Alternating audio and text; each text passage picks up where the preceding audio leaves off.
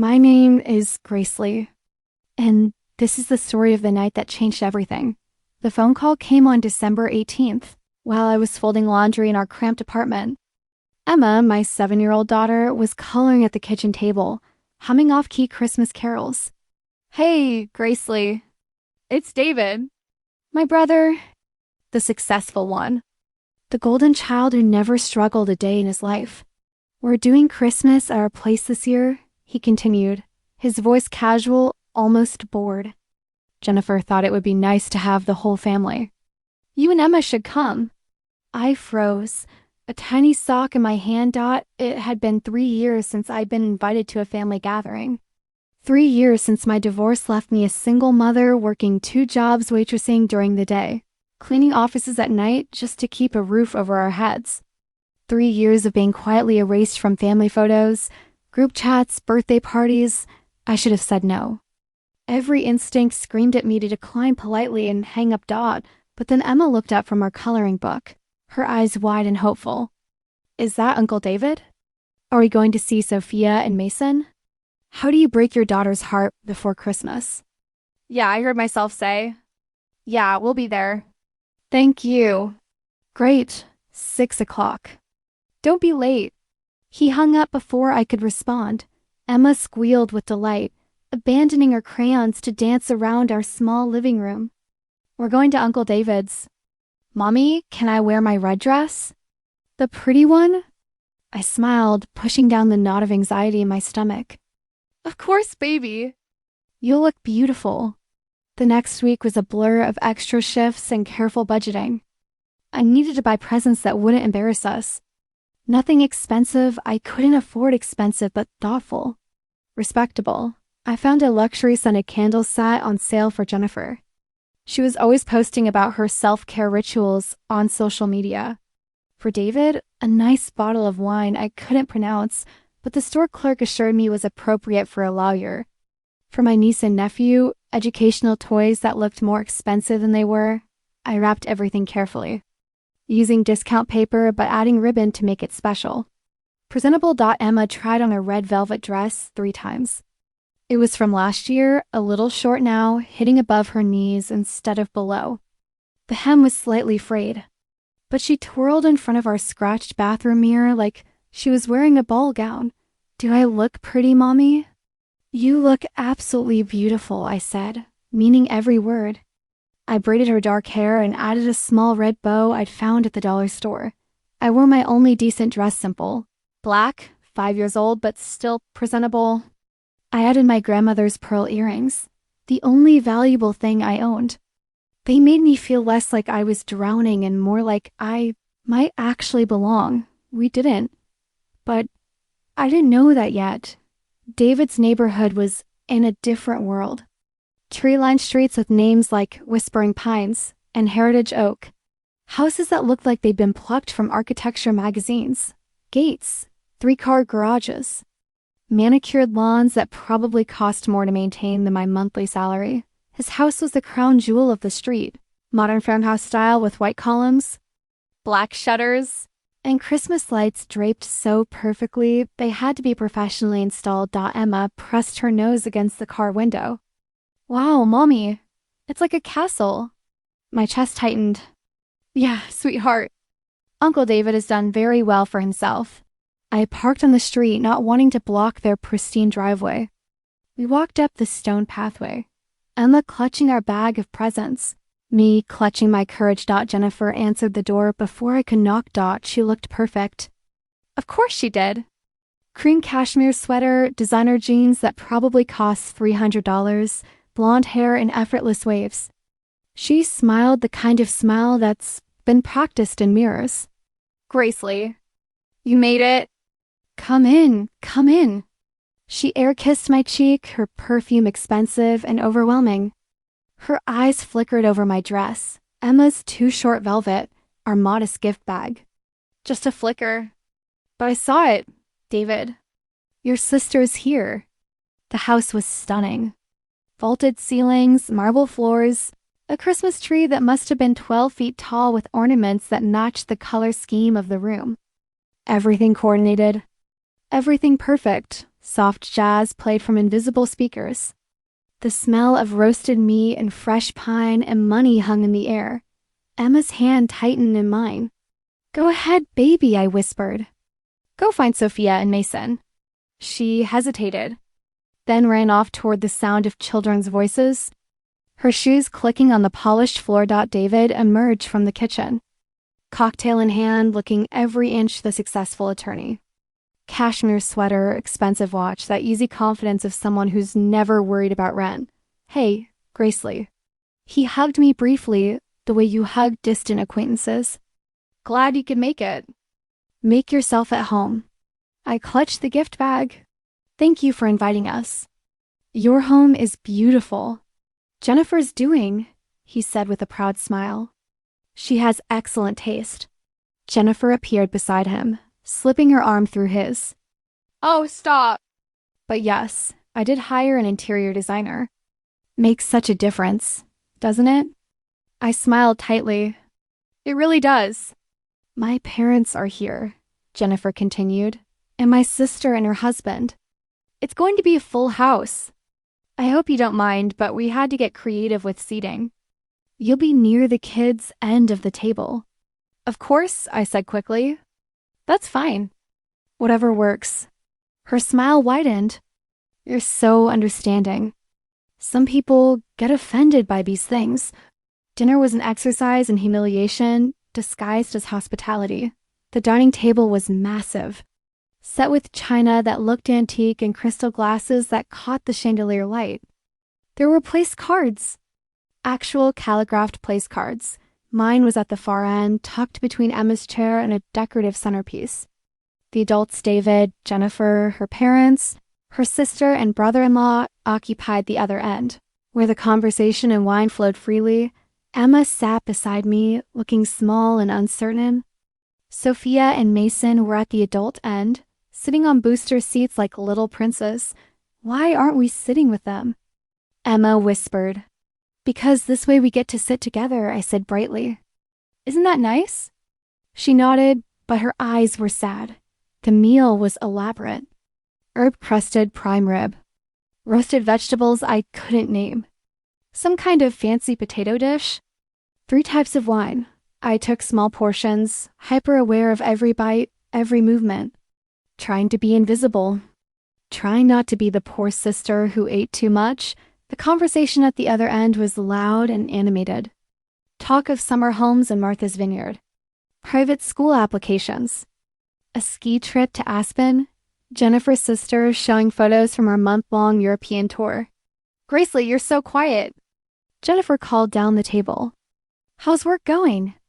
Every head turned toward me. "It's good," I said, keeping my voice steady. "Busy. You know how the holidays are?" "Oh, that's right. You're waitressing, aren't you?" The way she said it. Like I was doing community theater and not trying to survive. "Yes, and some office cleaning at night." Her mother looked sympathetic. "Oh, dear. That must be exhausting. 2 jobs. And a child to raise alone." The words dripped with pity. "I manage," I said quietly. "You're so strong," Jennifer said, her voice saccharine. "I don't know how you do it." "I can barely handle my yoga schedule." Her sister laughed. David smiled into his wine. Emma pushed her food around her plate, not eating, after dinner. We moved to the living room for the gift exchange.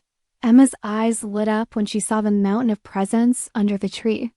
Huge boxes wrapped in matching paper with elaborate bows. "Okay, kids first." Jennifer announced. Sophia and Mason tore into their gifts. An iPad for Sophia. A gaming console for Mason.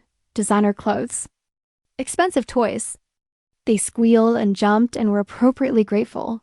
Then Jennifer handed Emma a small package. Emma opened it carefully, folding the paper neatly like I taught her to do with things we might reuse. Inside was an activity book. The kind you grab at the supermarket checkout. Maybe $5. Emma's face flickered confusion, disappointment, the effort to hide both. "What do you say, Emma?" I prompted gently. "Thank you, Aunt Jennifer." "Thank you, Uncle David." "You're so welcome, sweetie." Jennifer cooed. I thought you might like something educational. Sophia was already ignoring her iPad, bored.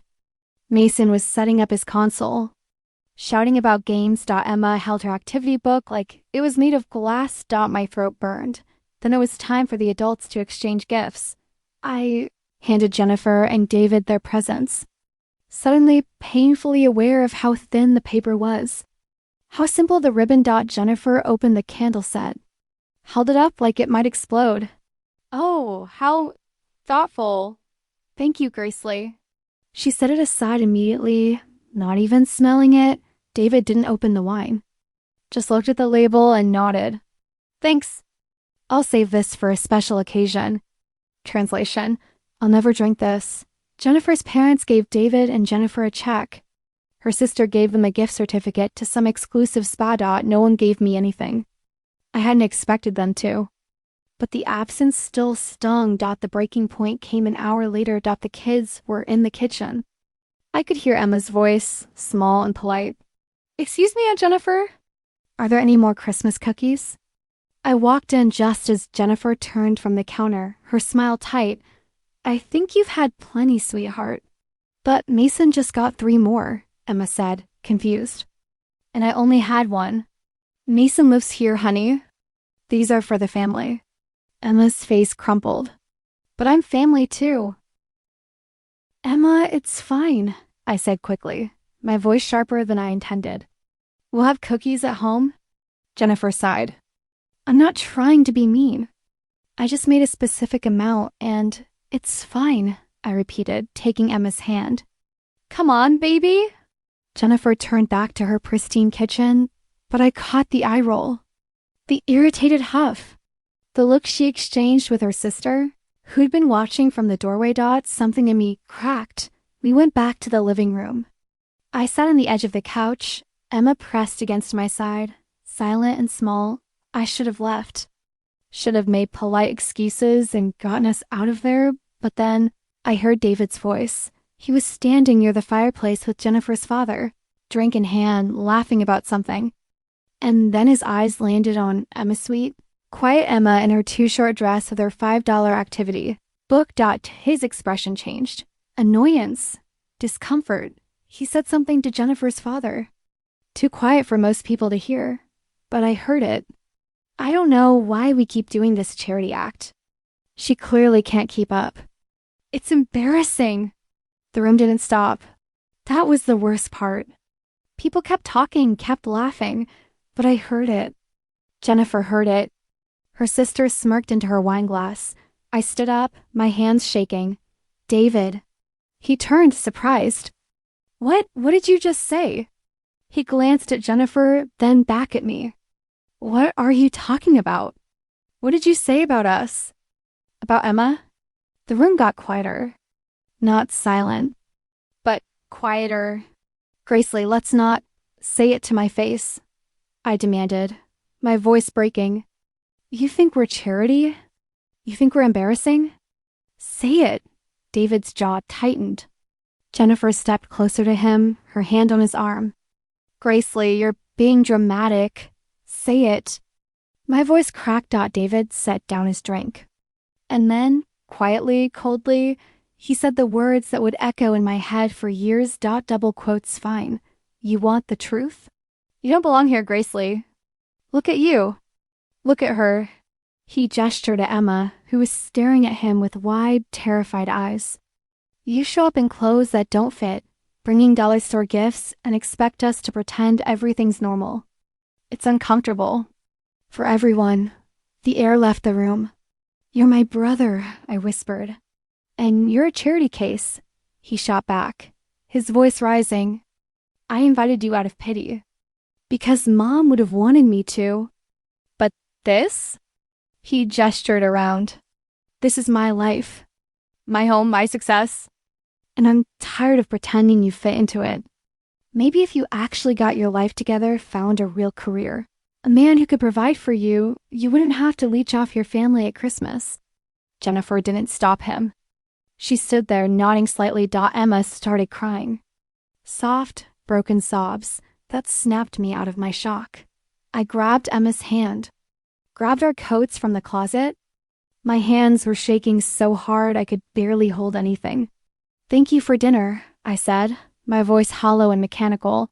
"Gracely, wait," David started. "Don't." I didn't look at him. Didn't look at any of them. Just, don't. We walked out into the cold December night. The door closed behind us, and I heard laughter resume inside. They moved on before we even reached the car. Emma cried the entire drive home. Why doesn't Uncle David like us? Why did he say those things? I had to pull over twice because I couldn't see through my tears. He's just mean, baby. Some people are mean, but he's family. I know. Did I do something wrong?